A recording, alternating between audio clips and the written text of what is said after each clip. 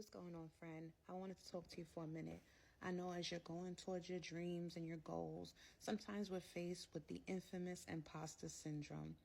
Trust me, I know I've been there. In order for us to address that imposter syndrome, we have to really address the facts. What narrative are we playing in our head? What cognitive distortion are we giving life to? Are we magnifying issues? Are we fueling our anxiety with this thought of inadequacy?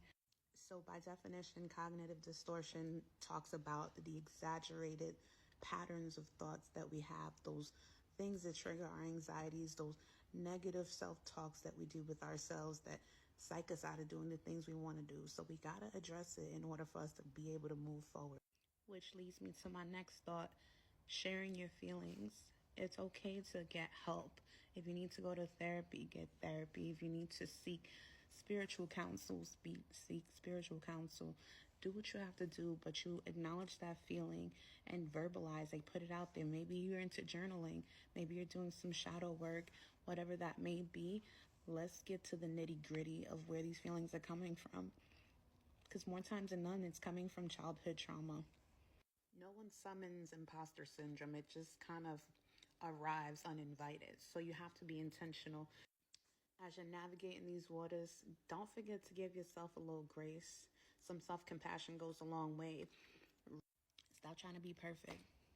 I'm going to say it louder in the back. Stop trying to be perfect. At the end of the day, a lot of people buy into whatever it is you're doing, not because you're perfect at it, not because you're great at it, but because it's flawed, because you bring some realness to the situation. A lot of times people want to see that authenticity that comes with not being perfect because it makes it more attainable. It makes it you show up as your true authentic self. It's these moments where I have these awkward pauses that people appreciate because it's like, it's coming from my heart. It's coming from somewhere deep within. It's not scripted. It's not perfectly curated. So the next time that imposter syndrome sneaks up in or just comes around uninvited, I'm a visual person, so let's do that. Like that uninvited guest that arrives at your house, go ahead, be a good host. Acknowledge its presence, get your chips, your dips. When it's time for it to go, you know exactly where the door is. Show that imposter syndrome the way out. Period.